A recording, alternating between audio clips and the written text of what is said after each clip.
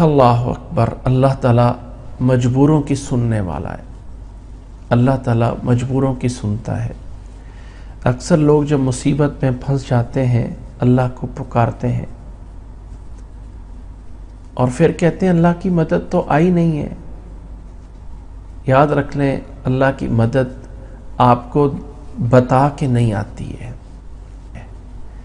جس تکلیف میں آپ پکار رہے ہیں اللہ نے اس تکلیف میں جو آپ کی مدد کر دی ہوتی ہے اللہ تعالیٰ لازمی نہیں ہے کہ وہ آپ کو یا مجھ کو بتائے. اللہ کی اس دین میں دیر تو ہو سکتی ہے لیکن اندھیر نہیں ہوتا. اللہ تعالیٰ کو پتہ ہوتا ہے کہ کب کس وقت کس کو کیسے دینا ہے اور کب کس وقت کس کو کیسے پکڑنا ہے. ہم کہتے ہیں کہ ہم بٹن دبائیں اور یوں ہو جائے، ایسا نہیں ہے. ایسا نہیں ہے. بعض دفعہ انسان کہتا ہے میں اتنا مجبور ہوں، میں اتنا مظلوم ہوں، میں اتنا اللہ کو پکار رہا ہوں، اللہ تعالیٰ مجھے کیوں نہیں دے رہا. بھائی اللہ تعالیٰ کی اس میں بھی حکمت ہے کہ ہو سکتا ہے اللہ تعالیٰ تجھے ہی کو آزما رہا ہو، کہ اللہ تعالیٰ تیری ان سب دعاؤں کو، تیری ان سب عبادات کو اللہ تعالیٰ تیرے لیے جنت میں تیرے درجات بلند کر رہا ہو، جبکہ دنیا میں تیرے پاس وہ اعمال نہیں ہے جو تیرے لیے اس درجے کو پہنچ سکتے ہیں جو اللہ نے تیرے لیے بنایا ہے. تو اللہ تعالیٰ تجھے ان میں کسی مشکل میں ڈال کے اللہ تعالیٰ تیرے لیے درجات بلند کر رہے ہیں. اور ہو سک رہا ہے جس مظلوم کے حق میں آپ بد دعا کر رہے ہیں اللہ آپ کی مدد کر رہا ہے، لیکن آپ کو سامنے یا مظلوم کو، ظالم کو یوں تڑپا کے یوں پھٹک کے مار دے، ایسا نہیں ہے. اللہ تعالیٰ اس ظالم کو کہیں اور ایسی جگہ سے پکڑ رہا ہے جو آپ کے وہم و گمان میں نہیں ہوگا. اب لازمی نہیں ہے کہ اللہ آپ کا بدلہ آپ کو بتا کے لے، نہیں. آپ پہ ظلم ہوا ہے، اللہ تعالیٰ اس ظلم کا اسے بدلہ دے گا. اللہ کے نبی صلی اللہ علیہ وسلم نے فرمایا تھا اتقی من دعوت المظلوم، مظلوم کی آہ سے، مظلوم کی بد دعا سے اپنے آپ کو بچاؤ. فَإِنَّهُ لَيْسَ بَيْنَهُ وَبَيْنَ اللَّهِ حِجَابٌ، اس مظلوم کی پکار اور اللہ تعالیٰ کے درمیان کوئی پردہ نہیں ہوتا. ڈائریکٹ اللہ تعالیٰ سنتا ہے، لیکن اس کا فیصلہ مجھے یا آپ کو دکھانا لازم نہیں ہوتا کہ ہم سمجھتے ہیں کہ ہمیں دکھانا اور دکھایا جائے اللہ نے اس سے کیا بدلہ لیا. نہیں، یہ کچھ ضروری نہیں ہوتا. سمجھ لیجئے کہ میری رب نے دعا قبول فرما لی ہے. اللہ کے ساتھ حسن ظن رکھنا، ایک بات نوٹ کیجئے، پلے باندھ لیجئے کہ انسان کی دعاؤں کا بہت بڑا قبول ہونے میں یہ عمل ہے کہ انسان اللہ کے بارے میں حسن ظن رکھے کہ جو میں نے رب سے مانگا ہے نا وہ اللہ نے مجھے دے دیا ہے، لیکن کب اس کا ٹائم آنا ہے وہ اللہ کو پتہ ہے. رسول اللہ صلی اللہ علیہ وسلم نے وہ حدیث قدسی میں فرمایا ہے نا انا عند ظن عبدی بی، کہ اللہ تعالیٰ کہتا ہے میں اپنے بندے کے گمان کے پاس ہوتا ہوں، میرا بندہ میرے بارے میں کیسا گمان کرتا ہے.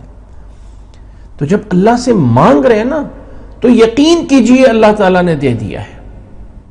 رسول اللہ صلی اللہ علیہ وسلم کی ایک حدیث بھی ہے وَعَلَمُوا أَنَّ اللَّهَ لَا کہ اللہ تعالیٰ سے ادعوا اللہ وَأَنْتُمْ مُوقِنُونَ بِالْإِجَابَةِ، اللہ سے اس حال میں دعا کرو کہ قبولیت کا یقین ہو، لیکن دعا تو کرو نا. او بھئی مانگنے کا کوئی طریقہ بھی تو ہوتا ہے نا.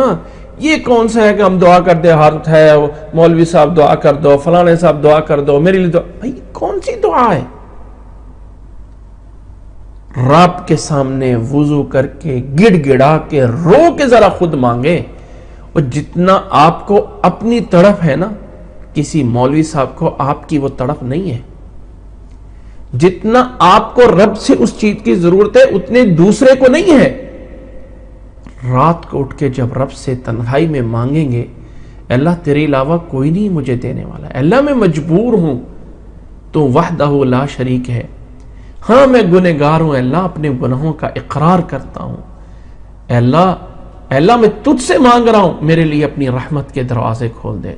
اللہ کی قسم اس طرح مانگ کے دیکھیے اللہ چھت پھاڑ کے بھی دے گا. وہ ایک واقعہ ہے،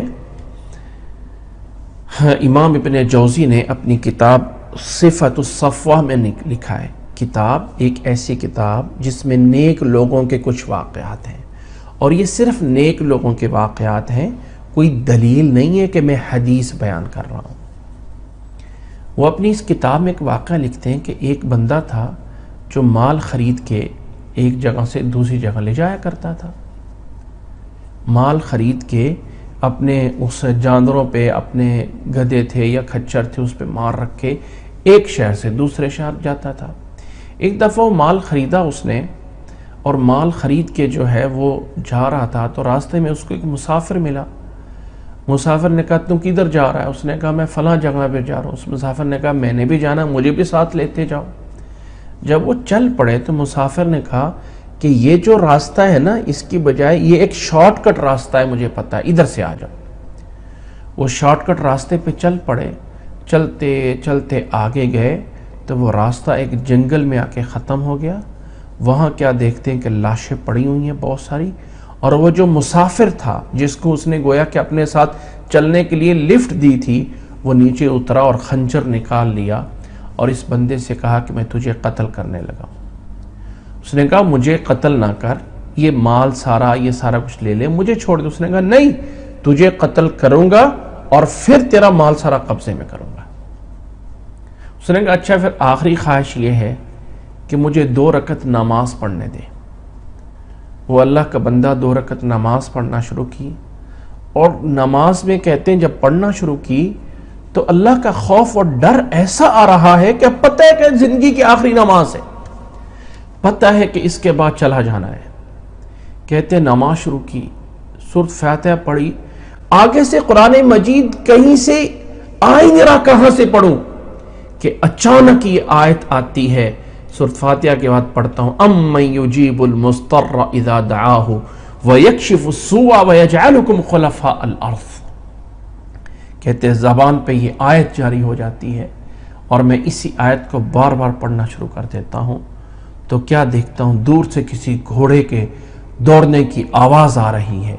ایک تیز گھوڑا دوڑتا ہوا آتا ہے، اس کے ہاتھ میں نیزہ ہے، اور اس ڈاکو کو وہ نیزہ آ کے مار کے سیدھا دوڑ کے جو ہے وہ چلا جاتا ہے، اور میں اسی طرح پوری کر کے نماز شکر کر کے پورا کرتا ہوں کہ وہ ڈاکو کو نیزے سے مار دیا جاتا ہے۔